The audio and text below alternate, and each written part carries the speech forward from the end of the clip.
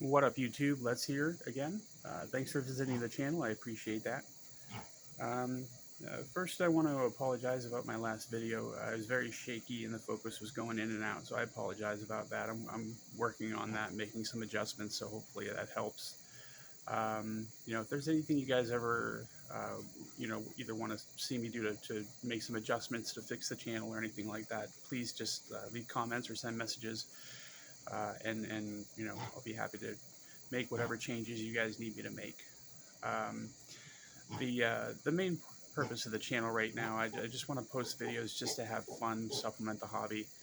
Um, I've been having a lot of fun in the knife community for the last couple of years. I just feel like this is the next step that I need to take in order to have a little bit more fun with it, and to enjoy it more.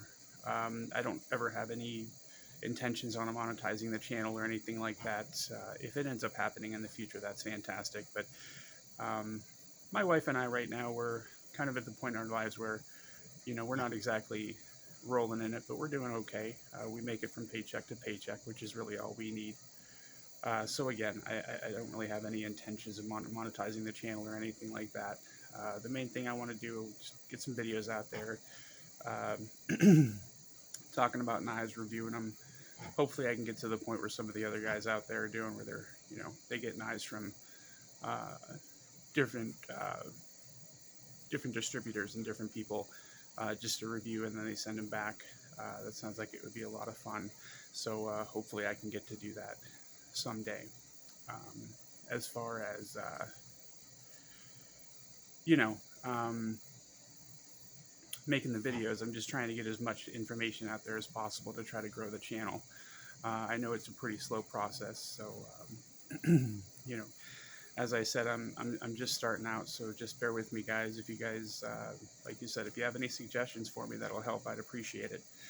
I brought up some knives today. These are some of my larger knives, hard use, overbuilt knives, if you will.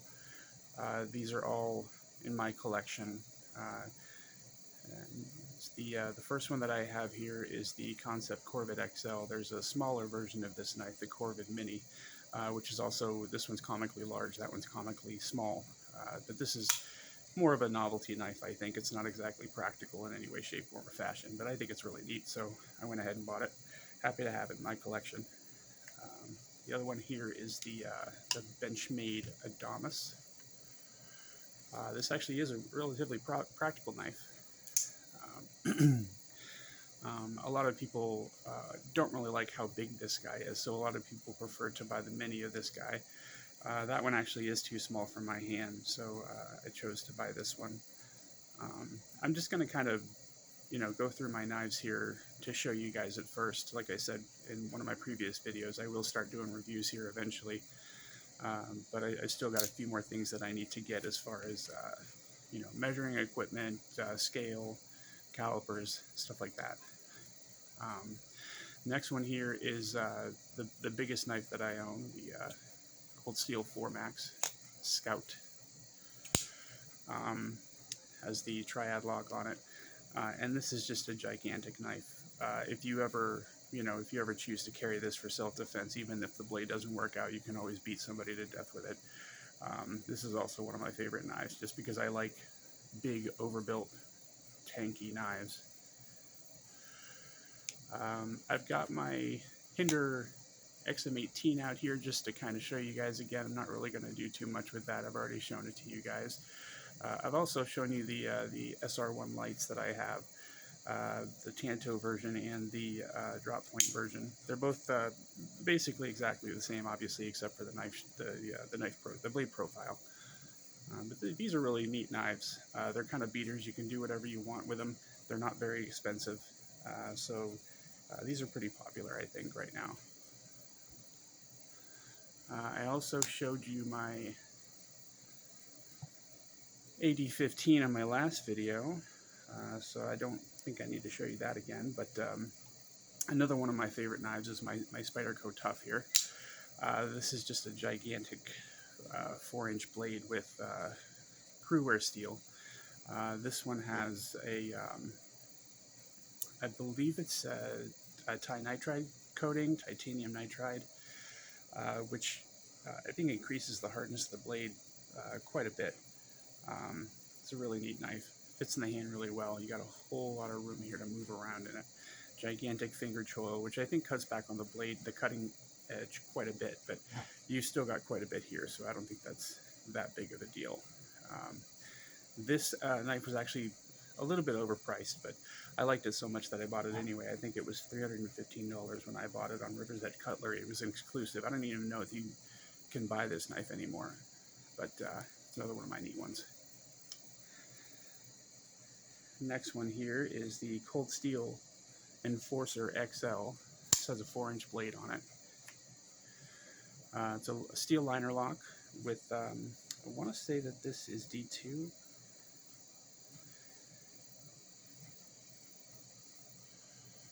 Yeah, that one's D2. The handle on this one, a very, very grippy handle. The G10 is textured so that it's kind of like a diamond textured coating. It's not overly aggressive, but it is a very nice knife to hold on to. It's very easy to use. It's actually really easy to sharpen. I don't know if I've mentioned, but I actually maintain all of my edges myself, so I'm not exactly a professional sharper, but I know just enough to get myself into trouble. The next one here is the Artisan Cutlery Proponent. It kind of looks like a broken sword, but I really, really enjoy this knife. It's almost comically big, but you know, it's not exactly a practical knife again, but I just love how big and aggressive looking it is. Next one is the CRKT Pillar.